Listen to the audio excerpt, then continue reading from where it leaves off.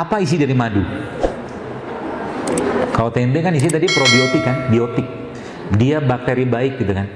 Nah, bakteri baik itu makanannya namanya prebiotik. Jadi bakteri baik makannya prebiotik. Jadi probiotik itu makanannya prebiotik. Jelas ya? Tempe ini kan probiotik. Ya. Ketika teman-teman katakanlah kasih dia madu sebagai prebiotiknya, maka bakteri dalam tempe tadi akan berkembang biak.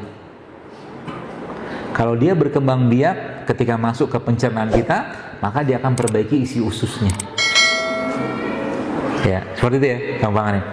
Atau juga mungkin teman-teman bisa pakai ini.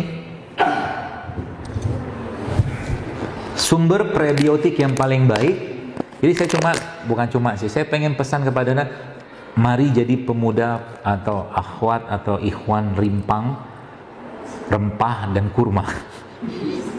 Ya, jadi tiap hari itu Anda mengkonsumsi makanan-makanan sehat gitu. Ya, sekarang jadi tempe nih setahu saya jenis bakterinya bukan bakteri yang kuat tahan panas, nanti itu tanya ahlinya.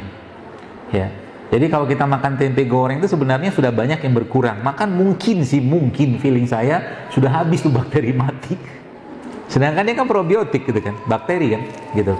Jadi semakin banyak probiotiknya, semakin banyak prebiotiknya masuk ke badan kita, nih saya kasih solusinya aja.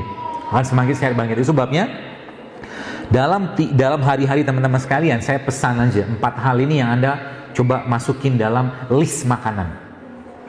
Ya. Yang pertama apa? Madu. Ya. Madu yang bagus, madu yang asli itu mana? Jawaban saya madu yang jelas sanadnya, madu yang jelas perawinya, madu yang jelas matannya. Yang belajar hadis paham. Yang nggak paham diam aja. Madu yang jelas sanadnya, ngambil dari mana? Perawinya siapa yang mengambilnya? Matannya bagaimana kandungannya, itu loh. Ya. Yang pertama madu. Yang kedua apa? Jangan lepas ini. Kurma. Ya, tidak hanya Ramadan, daripada Anda beli gorengan tiap hari, lebih Anda makan kurma. Jelas jauh lebih berkualitas. Ya, jadi seperti itu. Yang ketiga apa? Yang ketiga ya, rempah. Apapun bentuknya. Ya, rempah itu contohnya apa sih?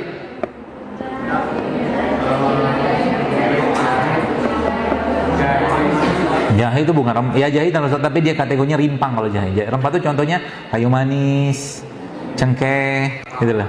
Pala, ya, itu contohnya. Jangan tinggalkan itu.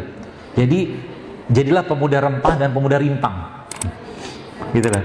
Tiap hari ya. Itu yang. Jadi misalkan teman-teman mau bikin minum teh, misalkan. Teh itu sehat nggak? Kalau tehnya, jujur kalau tehnya saset sebenarnya nggak sehat. Ya, tapi kalau tetap Anda pengen minum teh sasetan, coba dimasukin rempah di situ. Ya. Pemanisnya pakai apa? Jangan pakai gula, pakai madu kalau ada madu. Kalau enggak sekarang banyak tuh, ada gula aren, ada gula singkong, ya, ada gula kelapa, kan banyak tuh. Dan lebih baik kadang-kadang nggak usah pakai gula sekalian. Tehnya tawar. Karena kan kita butuh gulanya, bukan butuh gula pasir, tapi kita butuh karbohidratnya. Seperti itu ya. Jadi contoh misalkan bikin teh nih, teh saset Anda belilah gitu kan. Nah, cemplungin ke situ misalkan nih bukan ketumbar, kapulaga misalkan. Itu efeknya ke badan akan beda sekali teman-teman sekalian, beda nasib menurut saya. Ya. Kemudian tadi rempah ya, rempah. Contoh tadi kan ada ketumbar, ada kayu manis, ada apa segala. Itulah bahan bakunya tubuh kita, mineralnya itu penting sekali. Yang keempat, rimpang. Rimpang tuh contohnya apa? Tadi, rimpang itu tanaman yang batangnya ada di dalam tanah, itu rimpang. Seperti apa contohnya? Jahe, apa lagi? Kunyit, lengkuas, nah gitulah. Ya. Temulawak, ya juga sama tuh. Seperti kurang lebih kayak begitu. Ya. Dan ada 2 lagi sebenarnya. 3 lagi maaf. Tambahannya. Yang pertama probiotik. Probiotik itu apa? Makanan fermentasi, contohnya tempe. Nah, saya sih berharap nanti teman-teman Anda kan mahasiswa nih. masih banyak ide-ide kreatifnya. Tempe itu sebenarnya bisa dibikin bukan hanya dari kedelai aja, dari biji rambutan juga bisa. Betul, biji rambutan tuh sebenarnya kalau mau dimakan bisa dimakan. Banyak biji-biji yang kita bisa makan, biji rambutan, kemudian biji salak sih belum tahu kalau salaknya. Kedondong juga nggak tahu. Biji rambutan, biji anggur, biji semangka, biji durian. Biji durian itu sangat tinggi asam aminonya. Jadi kalau teman-teman bikin tempe dari non kedelai itu bagus sebenarnya, banyak pilihan biji-bijiannya. Dan belum banyak yang buat. Bikin tempe ini kan gampang sebenarnya kan. Modal ragi doang. Modal ragi taruh di satu tempat selesai gitu loh. Jadi dia. Ya. Jadi bikin sebenarnya itu probiotik ya. Jadi makanan itu sebabnya mungkin adik-adik mungkin pernah baca bahwa salah satu makanan paling sehat di dunia namanya apa? Rendang. Rendang sehat nggak sih? Enak iya, sehat mah tidak. Ya, jadi kalau salah satu makanan sehat di dunia yang diakuin adalah kimchi. Ya, kimchi itu makanan Korea itu loh. Jadi orang Korea itu makanannya apapun dia akan makan kimchi dulu. Lihat sajian kalau teman-teman pernah makan di restoran Korea selalu ada kimchinya. Dan itu luar biasa pentingnya buat pencernaan kita sebenarnya. Ya. Kimchi. Jadi tadi probiotik ya, ini salah satu probiotiknya. Contoh yang lain probiotik apa? Banyak miso. Miso tuh probiotik tuh. Ya, itu masukin ke badan tiap hari tuh. Dan yang ketiganya yang keberapa? 1 2 3 4 5. Tadi kan udah 4. Yang kelima berarti yang keenam. Yang keenamnya prebiotik atau juga tambahkan situ asam amino. Contoh kayak begini nih. Ya kayak mungkin kita membahas kayak sayuran, buah-buahan, itu kan ada banyak prebiotik di situ. Jadi makanannya probiotik itu adalah prebiotik. Teman-teman masih suka makan nasi putih? Masih. Saran saya dimodif nasinya. Iya, udah modif nasinya.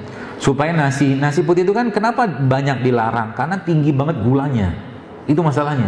Kalau sudah makan nasi putih, apa yang terjadi saat Anda kuliah? Ngantuk loh. Karena tubuh susah tubuh kita tuh berat sekali memetabolisme gula pada nasi itu gitu. Caranya gimana supaya nasi tetap tinggi seratnya? Gampang. Saran pertama, ini saya saja kalau mau nyobain sih ya. Nanti coba ambil cabai rawit begini. Tambahkan bawang putih, tambahkan serai sedikit. Ditumis pakai minyak kelapa. Ya, tumis pakai minyak kelapa atau kalau enggak pakai minyak zaitun, tumis api kecil aja. Nanti tambahkan garam sedikit, garam bukit ya atau garam laut, garam yang sehat lah, sama tambahkan lada hitam. Ya. Dioseng-oseng sebentar, itu nanti dimasukkan ke nasinya. Tapi ini bukan nasi goreng sih ya. Kebayang ya? Jadi bukan nasi goreng, tapi ini dalam rangka ngasih serat dan mineral penting ke nasinya tadi. Sehingga nanti nasinya tidak terlalu berat untuk dicerna badan kita. Kebayang ya? Itu yang pertama. Atau yang kedua, Anda bisa pakai pola ini. Nanti bikin sambal. Sambal apa isinya? Iya, ada cobekan tapi nggak tahu buat apa. Isi sambalnya nanti cabai rawit, kurma sama bawang putih sama garam. Jadi karena judulnya kita sudah mulai berpisah sama gula pasir, maka teman-teman bisa ganti pemanisnya pakai kurma. Gitulah. Diulek-ulek sebentar, lalu ini tempenya Anda hancur-hancurin, masukin ke nasinya, maka nasi Anda full serat, full protein, full probiotik. Kebayang ya? Kalau mau sedikit ada sensasi manis-manisnya, suwir-suwirin kurma di situ. Aneh tapi enaknya minta ampun. Saya udah pernah nyobain misalnya. Ya, seperti itu. Lalu, jam 2:30 ya. Terakhir, tadi kan ada prebiotik kan? Jadikan mereka-mereka ini teman harian Anda, camilannya. Ya. Teman-teman lihat, ini kan ada apa tuh namanya?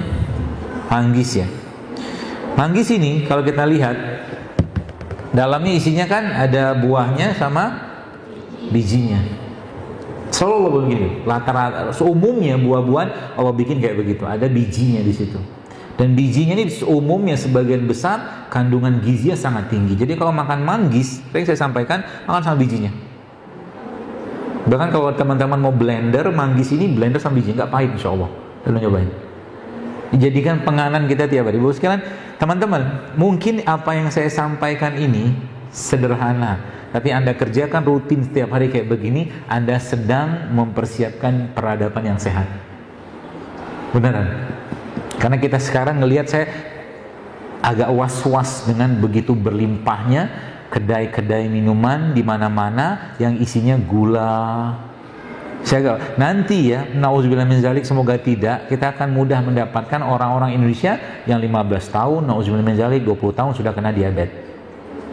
Artinya kalau Anda nggak cegah mulai sekarang, wassalam kita. Apalagi generasi autoimun. Terlalu dikit-dikit obat-obat, sedikit-dikit obat. Bukan nggak boleh makan obat, boleh, tapi proporsional gitu loh.